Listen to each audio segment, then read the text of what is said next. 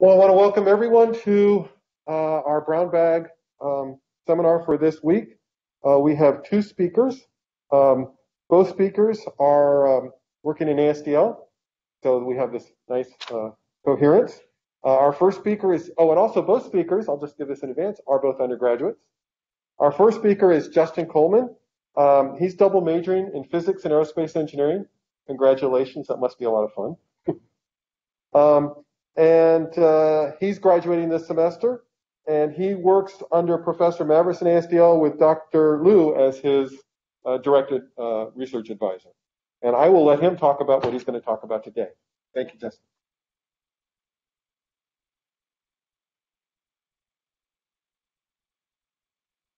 My project with Dr. Liu has been about modeling the electricity demand on the grid in Georgia. You might want to speak up just a little bit louder. Okay, so to give you some background, in general, there's not a large-scale storage capacity for electricity on the grid. There are some things like batteries and pump storage, but they're limited in how much they're used. So this means, in general, the electricity is consumed right as it's produced, and you have to match the supply and demand in real time. And that can be difficult to do efficiently because a lot of power plants can't simply be turned on and off real quickly. So you have to have them sort of idling, ready to be connected. And so to assist in this process, we're looking to create predictive models that can tell you how much the demand is likely to be at a given time. And so our first model system uses neural networks. So to give you some background for that, they're a type of model that's used for AI and prediction. And they're structured as a sort of a series of layers where you have an input going to some nodes in a hidden layer or layers and then to an output. And at each node, it combines the previous layer's outputs with different weights and sends them to the next one. And they work by training them or fitting them to a data set. So you adjust all the weights and the parameters of the nodes. So our neural network model, which was created by Dr. Liu and a graduate student named Zem, is fit to the data for the state of Georgia. So we have usage data from the Southern Company, which is the parent of Georgia Power. And it takes as its inputs the date, the time, and the weather conditions. And it's a pretty good predictor of the demand. So it has a correlation coefficient in R squared of about 0.94, which is pretty good. However, it's lacking in that it doesn't consider special human events like holidays or other things that affect human schedule.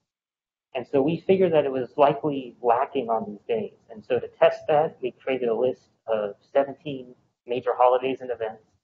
And on those days, we found R squared is only about 0.88, so it's not as good of a predictor. And so we wanted to improve the model to account for this, and that's where I came in. So my first attempt was to add an additional input variable to the data to say whether or not a day was a holiday. And I tried this both as a binary flag, just whether or not it was a holiday, and a ranked value for how significant I thought the holiday would be. And unfortunately, this did not really improve things. It was just a negligible change to the R squared. So to do better, we had to first analyze and try to get a quantitative measure of how the holidays were affecting the electrical demand. And so to do this, you have to compare them to normal days. But this can be challenging because it's difficult to find a good baseline. If you just look at, say, the surrounding days, there'll be tons of other factors that change the usage beyond where it's useful. And so it came up with 3 criteria to choose baseline days. Ideally, they would be close to the date of interest, so within like a month or two, not on the other side of the year. I wanted them ideally to be the same day of the week, but where that wasn't possible, we looked for a similar day. So the weekdays are similar, but not to weekends. So like a Monday, you can substitute with a Tuesday, but not really a Saturday. And then most importantly, to account for the weather factor, which plays a very big role here, we looked at I called it the temperature profile. So we have, as you can see in this graph on the top one, we have the hour-by-hour temperature data for 2 days. And I'm comparing them visually to see if they're similar. So these 2 days are pretty similar. And so I consider this a good candidate for a baseline. But other days, they might be totally different. So once we were looking for 4 good baseline days, though sometimes we couldn't find that many. And what we do is we fit a function to the energy usage you can see in the bottom and use that as our baseline. They take the difference at each hour between the holidays usage and the baseline usage. And what we were looking for was a consistent pattern year to year that indicate it's the holiday that's affecting things, not something else. So I have some examples of our results. So this first result is for Labor Day. And this is what we consider a good, consistent result. You can see for the green, red, and blue are 3 years of data, and they all have very similar pattern difference from the baseline each year. So we go to the next example. This is Thanksgiving, and this one we also considered similar. But as you can see from the green line, which is 2020, this one differs a bit more, presumably due to the pandemic. So sometimes we ran into that. And then for the remaining holidays, sometimes we classify them as inconsistent. So this is for Easter, and you see the pattern is much more spread. It's kind of all over the place. So it seems to be having an effect, but it's hard to say what it is with our current amount of data. And then finally, these are insignificant. They don't have much difference at all or much of a pattern. So this is Halloween, and as you can see, it pretty much has no difference at all hours. And so to include this into the neural network, we created what we call an additive model that sort of post-processed the results. And we had 2 versions, one based on the absolute difference at each hour, and one based on the proportional difference from the baseline at each hour. And we just added or subtracted that from the output. And this was both were similar in their effect, but they were both very successful. They brought the R-squared for the holiday days in line with the normal days. However, unfortunately, it only had a minimal effect on the overall R-squared. That makes sense because we were only changing, like 8 days a year. And so going forward with this model, we're looking at adding additional holidays and using the same sort of technique to try to measure the effect of the pandemic. So creating, comparing, say, days in April of 2020 to 2019 and 2018. But before that, we're looking to see if we can create tools to help with this analysis and create the baselines especially. Because doing it this way, as we've been doing so far, is very slow to go through all the days. But that brings me to our next model. What we're doing now is we're looking to create a different kind of model using what's called agent-based model. So the way this works is instead of just simulating the whole grid, what you do is you try to simulate the individual users in the grid or in any system and try to get their behavior. So, for example, this is sometimes used in biology if you wanted to look at how animals might interact, or in economics, you want to see how businesses might interact, where you're simulating their individual decisions. And our hope with this is that it'll make it easier to adjust for future predictions. So right now, the neural model has to be fit to existing data. So if there's a big change happening, or you want to look at some future trend, it's hard to adjust the model for that. But this, you could adjust the behavior of the agents to simulate what might happen. So for example, we talked about electric cars. If you figure out that people are likely to charge their cars at a certain time, you could incorporate that into their decision making in the model. And so what we're working on right now is we've come up with a framework for creating this agent-based model. And we decided at the moment we're using building types as our basic agent. So like office buildings or stores or residential buildings and so on. And we're also trying to incorporate the flows of people between these agents. So to know, at a certain time, most people are at work or at home or whatever. And so you can see on this diagram that sort of shows the logic we're working with. So we have, as our input, we have the weather and the time and date, and these are fed down to our agents along with a location function that determines where people are. And all that comes to the agent, and it has some internal logic to determine how much power it's using.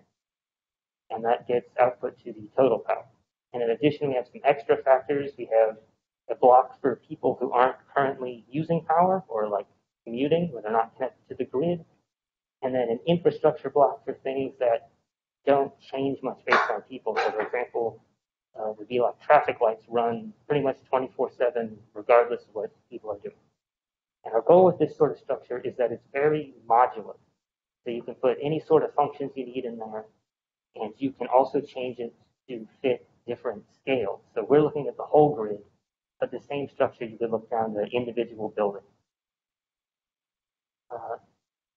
That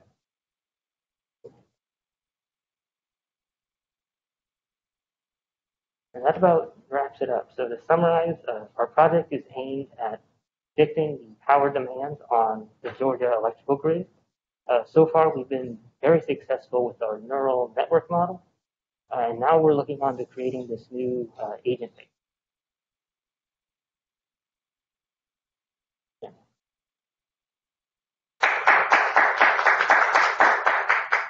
Okay, we'll have question time now, so I'll wait for people to chat some other questions, but we'll start with anyone in the audience who has a question. So you have no. Not yet. We've created the framework, but so far we haven't put the actual model into it. So we need to figure out what like functions each agent will use to determine. Yeah, we're hoping it'll be the same or even better. Yeah. So all of the original neural network model, did it have aggregate data, or did it actually have data characterized by building type or user type? No, we just have aggregate data for the whole state. So that's why we're going to the agent-based model, so we can determine what each sort of user is doing, try to incorporate their decision making. Yeah, go ahead, please. I just was just curious. You did the analysis for the Easter. Mm-hmm. I think that was already affected by the pandemic. You had a very big. Yeah, we think the pandemic is affecting it, though. In some cases, where not so much for Easter, but like for Thanksgiving, where the 2020 is different.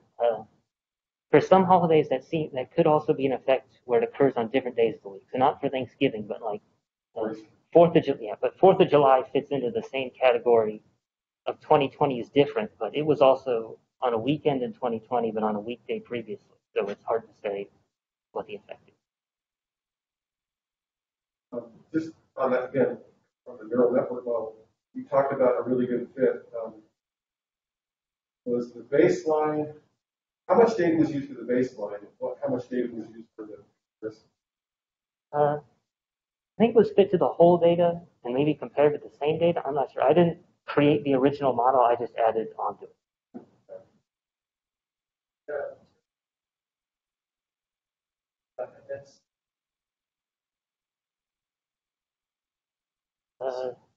But we could. I don't think we've done that yet. I think go back to your question. I think we're hoping to soon get some 2021 data to test the model.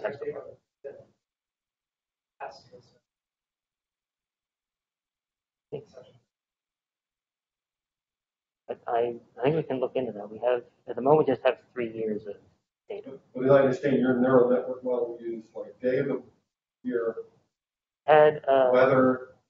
Had the weather, like the date, so had like the month, the year, or the day of the week, and the time. I think. So really, the only thing that would be different from year to year would be weather. That was weather, except for the day of the year. Yeah. And was there something in that was a growth per year? Was it normalized? So it was. We haven't put in growth yet, but at the moment we just have a couple years of data, so we think the growth hasn't been huge during that time. But the model doesn't care what year it is; it just cares about what data. It doesn't have a year stamp. I think it has a year stamp. I don't know how significant that is in its result. Well, because then it could be predicting the future. If it saw a growth, it could predict the future. So this is 2019 and 2020.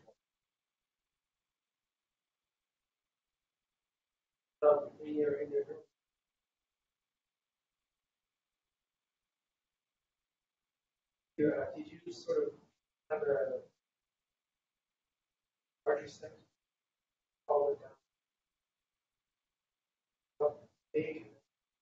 I think I think I think we put pretty much all the available variables we have in. I believe when Dr. Liu created the first model, he was using a more limited set, and then Sem was able to add some more from some other weather data we have. So you added more and it became more? I think it became slightly more effective adding the additional weather parameters. So you or Well, I believe, as Dr. Liu explained it to me, if you add too many variables, you can start getting a better fit just because there are more variables. They're not necessarily improving the model itself. But again, you focused on the Tina holidays would be different. That was your research. And starting to work on this agent. Yeah. Right? So in the agent-based model, how many different kinds of agents that are going to be identified? We don't know for sure yet. It's going to depend on how much information we can get to characterize this sort of agent. So These agents also have to be localized to different parts of the state, or are they just generalized? Right now, we just have one set of weather data. Like I think it's from Atlanta, but it's for the whole state. We're hoping if we're looking to get some more, and then we might localize at least the weather portion of the agents based on location. So we can say 60% of the agents are in one area and 40% in the other area we have data, then we could split it 60-40 for the weather component. I was actually trying to focus more on some of the industrial users who can be very big users at different times, and they're different. So are there agents built for kind of industry as opposed to business offices, homes, things like that? Yeah, we're planning to have like industries and then, as you said, businesses, homes, and whatnot. So that could be split by the state because the agent I can show on this diagram. I can scroll to it. Right? It's a bit hard to see on this diagram, but our goal is the agent. They have a set of internal modes they can use, which determines like what sort of energy, but it's not one mode for the whole agent. So since these are building classes, you could say 60% are in one state and 20 in another and 20 in another. So if a certain percent of industrial users are currently like in a high power state and the rest in a low power state, that would be represented.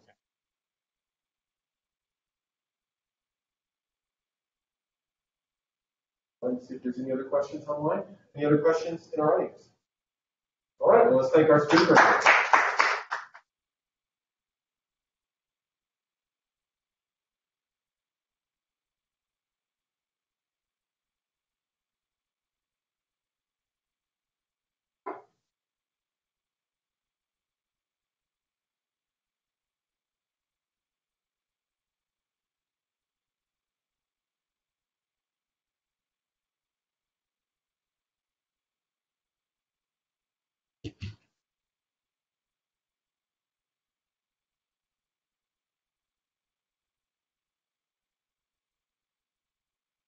So our next speaker is Elton Okuma. Which last name do you go by? I'll go by that one. Okay.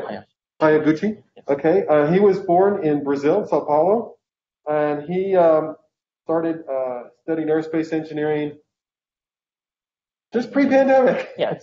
Fall 2018. Yes. Again, he's also working in ASDL, and he's also graduating this semester Yes. and hopes to return for graduate school. And so he'll be working on that. His main interests are in aircraft design and systems engineering and aerodynamics. That's a pretty good broad thing. And you've been doing this for about 4 semesters? Yes. So it'll be fun to hear what you've been doing. Thank you. So welcome, everyone. Thank you for coming to this brown bag lecture. So I'll be talking about aircraft conceptual design tools integrated with MBSE, model-based systems engineering models. I've been working directly under research engineers Dr. Salchuk Gentile and Dr. Russell Peak, and my research advisor is Dr. Dimitri Mavris. So a little bit about myself. As mentioned before, my name is Elton. I started working with the MBSE group in fall 2020. For my first semester, we focused primarily on doing tutorials for familiarization with the different aspects of model-based systems engineering. So we did tutorials on block definition diagrams, parametrics, activities, and state machines. And we used that knowledge, applied it in a team project in which we modeled the Apollo 11 command and service module. For my next semester, I came back to the MBSE group and did 5 model authoring problems, which were also tutorials, but open-ended, in which we had to model the Breckenridge ski resort, applying the same knowledge from the previous semester, but it was an open-ended problem, and there was no fixed solution, unlike before. And a new aspect of MBSE that we were exposed to was requirements modeling, which is a major part of systems engineering. For that semester too, we were asked to do an individual project. At that time, I was taking the systems engineering course, AE 3340. So I combined the two classes, the research engine class, and did the modeling of a light attack aircraft, did the modeling of the requirements. During the summer this year, I wanted to expand on that project, so I developed a sizing tool based on Daniel Raymer's method for aircraft, so aircraft sizing in Matlab, and integrated it with MBSE models. And this fall, I'm implementing a more robust method. So it's also aircraft sizing, but with aerodynamic characteristics implemented at the same time. So a brief introduction about what is MBSE. So traditionally, systems engineering has been document-centered for the most part. So what that means is each subsystems and each subsystem teams are going to have their own documentation, analysis tools, and data. And what MBSE is trying to do is gather all of this different data from subsystems into a single model-centered approach. So here we have this cube representation. This cube represents the system model, and we have these 3 main pillars, which are the requirements, the structure, and the behavior. And we integrate all of these subsystems into a single model. So this allows for much easier integration at later stages of the design process. So as I mentioned, the motivation for this project was initially the team project from AE 3340, the systems engineering class, which I took with Dr. Elena Garcia. That project was based on the AAA 2020 and 2021 teen aircraft design competition. So for that, we had to design or propose a new light attack aircraft that had to complete a ferry and a loiter mission. And the main stakeholder was the United States Special Operation Command Armed Overwatch Program. However, I didn't want this to be specific to the light attack aircraft, and I wanted to expand it, maybe create an aircraft design model and an aircraft design framework. And that's what I tried to do in the following semesters. So from my spring 2021 modeling, I did the requirements modeling for that light attack aircraft. So as you can see here, we have the top level requirements for the aircraft that we can derive into the subsystems. And for sizing analysis, we focus initially primarily at the performance requirements and any, let's say, payload requirements that your mission will ask for. Here's an example of how the aircraft structure can be built in an MBSE model. In our case, we use SysML, which is the system modeling language. It is what we use for our research. And as you can see, a block definition diagram shows the breakdown of the aircraft into different subsystems. And you can actually have different packages, like there are these blue folders. You can have those for also analysis and other, not necessarily physical subsystems, but also different aspects of your design. So my first task was to do Matlab integration. The tutorials from the MBSE research class, they don't cover Matlab integration. So my first task was to integrate a standard atmospheric code from my AE 4802 class in Matlab with the MBSE models. So for this, we input an altitude and receive the atmospheric conditions as the output. It's very useful for calculating the Mach number and following that, the cruise velocity, for example. And all this data can be kept within the same model. Here in the right, we can see this yellow block is actually an instance. So it is the result of a simulation. You input a certain altitude and you get all of these atmospheric characteristics and conditions. So having figured out the Matlab integration for that simpler function, I moved on to actually doing the aircraft sizing using Daniel Reimer's method. So Reimer calls it a first-order iterative sizing method. So for this, we give the mission requirements and parameters. So for example, the cruise and loiter TSFC, thrust-specific fuel consumption, lift-to-drag ratio, range, velocity, and we have an initial guess of our takeoff gross weight. The function is going to calculate what given the parameters, what the takeoff gross weight actually is. And what you're going to do in this case by hand, since you don't have that many iterations, is change your initial guess until your guess and your calculated value converge. In this case, for the given parameters, we see that the takeoff gross weight is of 55,000 pounds, and the gas is about the same. It's very close, actually. And the historical value for this vehicle, I used the Lockheed S3A for validation of the model. The actual value of the weight is 52,500 pounds, 52,500 pounds. So we see it's not exactly the same. We cannot expect strict accuracy from this model, but we get values in around the right ballpark, which is very useful for the initial sizing of the aircraft. So here's an example of how you can observe how each instance is derived from the block. This large block here is the function. We'll integrate it into the model. So here you see it follows the Matlab function syntax. It's connected to the actual block, highlighted in blue. And from that, you run the simulation with the different parameters, and you can obtain different takeoff gross weights, which we call the different instances. This is a screenshot of the Cameo simulation toolkit, which is the tool that we use to actually run the simulation. So here you see the previous slide. We had that block diagram. And in the bottom right of the screen, you can see we input the different parameters, we run the simulation, and we can get our takeoff gross weight. And we do this iteration by hand. So just for comparison purposes, for the tutorials and what students are initially exposed to for doing calculations and simulations, we use a tool called Paramagic. To the left of the screen, you can see a parametric diagram in blue/purple.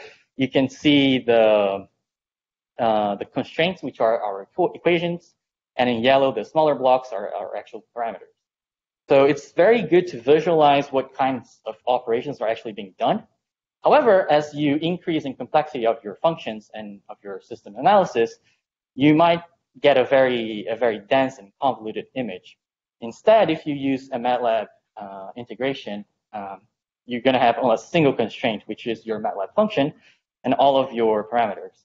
So although you cannot see exactly what operations are being done, it's much cleaner, and you get the inputs and the outputs in a single image. So just for a few instances of the initial sizing method actually simulated, we applied it to the light attack aircraft missions. So we have a reconnaissance mission and a ferry mission. For the reconnaissance mission, we have a full payload, cruise, and a 4-hour loiter with reserves. We observed that the reconnaissance mission is more demanding, and those requirements are actually going to be driving our aircraft sizing. And we see that for this, we calculated, we obtained an estimate of 16,000 pounds for the takeoff gross weight of the aircraft, which again makes sense comparing to historical values for same class of aircraft, which range from 11,000 to 22,000 pounds. This model is also very useful for doing trade studies. So if you want to, for example, the requirements ask for up to 3,000 pounds of payload in weapons, but that was not a hard requirement. So you could have less than that and have different performance. So here we have a trade study where we change the weight of the payload, and we see that the takeoff gross weight does not just change by the same value. The actual performance calculations lead to a very different takeoff gross weight, and it's not a linear relation. However, this method is based on very crude and rough estimations for propulsion and aerodynamics. So using a more robust method, it's the method described in Jan Roskam's book, Aircraft Design. We integrate the weight sizing with an actual drag polar estimation. So for the weight sizing, again, we have to make the assumptions of lift to drag, TSFC. The fuel fractions for each mission segment.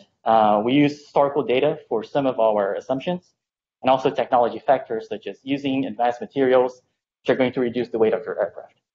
For making the drag polar, we also have to assume a wing loading. So what is the difficulty of implementing this method? Well, there is what I call a double convergence. First of all, you have to convert your weight sizing, just like we did for the initial model.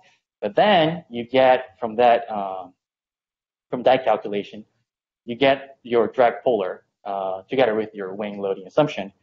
However, this is going to lead to a lift-to-drag ratio value that's different from your assumed lift-to-drag ratio for the weight sizing. So you actually have to converge the lift-to-drag ratio too. So this double convergence made the implementation a little bit more difficult. However, once that was worked out, we can get a new parametric diagram with, again, a single function. But now we actually connect the parameters from the aircraft structure to the actual values calculated by the function. So we're starting to get a more robust model that's transferring the data from the simulation to the actual aircraft structure. Now, if we apply this to a middle-of-the-market transport jet, which was the initial project for my AE 4341 senior design class, we have a different set of requirements. So 6 crew members, up to 280 passengers, for 4,500 nautical mile cruise range, Mach number of 0.8 at 35,000 feet altitude, have reserves, 2 turbofans, and also certification requirements. But based on this set of requirements, we actually run the simulation, and we can get a lot more data. So a new tool that I used this semester was the usage of instance tables. So those yellow blocks that we saw earlier, they were single individual instances. What we can do now is create an instance table and have multiple simulations at the same time. So now each row in this table will actually represent a different instance. So for our set of requirements, assuming 250 passengers, this method led to a takeoff gross weight value of around 258,000 pounds. And if we compare that to a real aircraft data, you can see that it's very similar to the 757 series, but if we have a longer range. So you can see improvements of technology with time. We get a good estimate within the same ballpark, the right ballpark for the data. But again, using instance tables, a new capability of this model is doing better trade studies. Because now you can run multiple instances at once and change the parameters very easily. So for example, we can export this data from the table to an Excel file, add as many instances as we want, and read this file from the Magic Draw, the MBSE software. So from this, it's much better and easier to do trade studies, and much better to visualize too. So here we have takeoff gross weight and empty weight estimations for a different range assumption, and all the other parameters are kept the same. So this functionality of being able to export to Excel and read and write into that file makes it keeps this documentation connected to the model. At the same time, everything is kept within the same model. So all the data is connected and held within the model. So this is the model-centered approach. And for future work that could be done to this research is implementing more analysis tools, such as cost buildup analysis, weight allocation to subsystems, weight imbalance, and also constraint analysis. Another possibility is after you have a good weight sizing, you can explore the preliminary sizing and preliminary design of the aircraft. And yeah, that's been my work so far. Thank you very much for attending this. And if you have any questions, please let me know.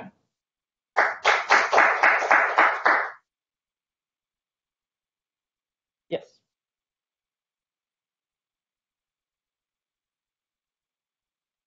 Sorry? Sorry, what efficient? Sorry?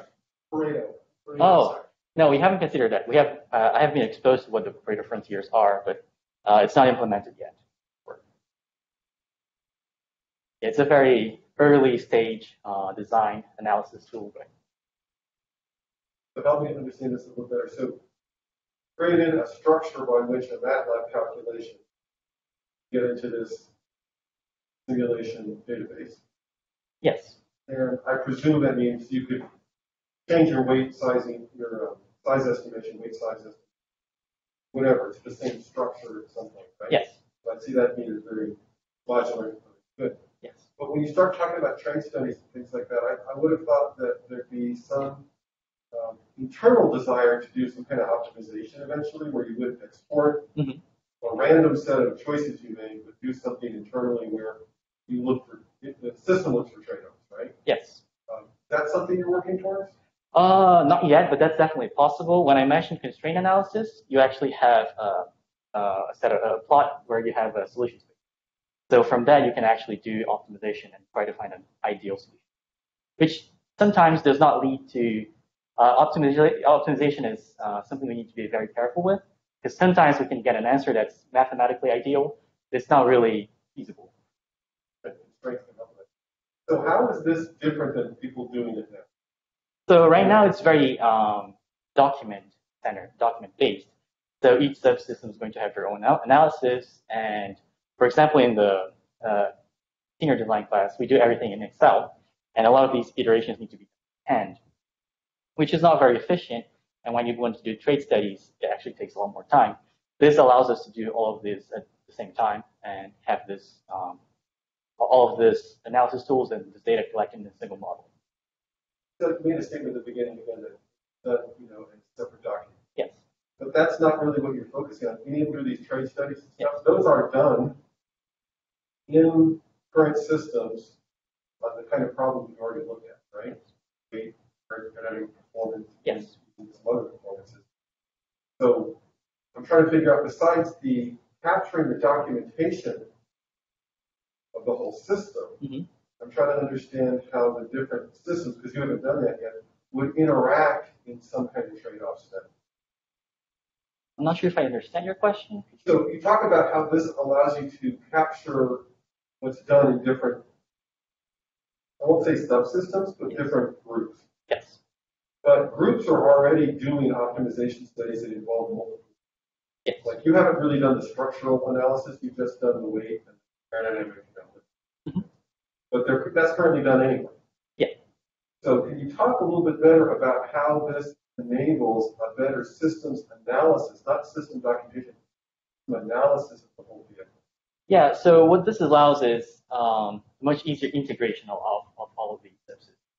Sometimes you can have each different group using a different set of, let's say, software or standard documentation form. And with this, you can make everything more standardized in a way and connected, because there are more ways of integrating other analysis tools, such as like CAD tools, CFD. I haven't done that yet, but it's possible with MBSE. And having this framework for aircraft design to keep everything centered in the model, even the analysis side. If you see that allowing for more simultaneous, there's still very few people who optimize everything at once. You see this as enabling more rapid back and forth information on, and we're optimizing this, someone changes something, we can re-optimize so that information travels faster, or that it's just documentation on it.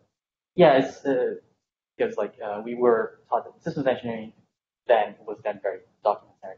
But yes, definitely like this communication and sharing of data is much. Have a question? Yeah, so you're just consolidating all this. Yes. Yes. So, is it a standard set of tools, or are there still separate analysis tools used for each? You could use separate analysis tools. All of this would be collected in a single. Sorted in a single. Yeah. A variation. Yes, and yeah, each let's say company or research group would have different standards, but within that, the integration of all of those different groups is a lot easier.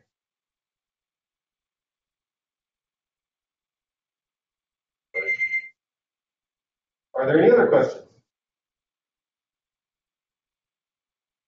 So, what do you kind of talked about future work? Yes. What do you think the most important thing to do next? I think it would be implementing more analysis tools. So you have, this is conceptual design, so we're not diving into specific subsystems analysis. But yeah, having more analysis tools and perhaps using some degree of a better grasp. So are you saying building better, like changing your MATLAB function to a better function? Integrating more functions into the. More different subsystems or better tools for the things you looked at? Better tools and more functions to achieve the same initial sizing of the aircraft and initial design, conceptual design. I think it's important to connect to any other I want to say disciplines. Mm-hmm. The things you've left out that are important. Yeah, definitely. So there are initial propulsion analysis, and also different authors have a different set of priorities for conceptual design. But one thing that could be done is actual shape of the aircraft. It's called lofting. So these are all things that could be implemented, but for this very high level, early conceptual design, I think what would be implemented next would probably some propulsion analysis and weight and balance, stability analysis of this aircraft. These are assumed aerodynamic characteristics and weight. Could start doing some stability.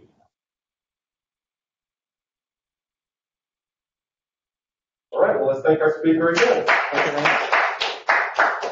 So appreciate both of you for coming. This was fun tonight. I hope you enjoyed your research time, and we look forward to graduating soon. Yes, definitely. All right. Thank you so everybody. much. Thanks you online too.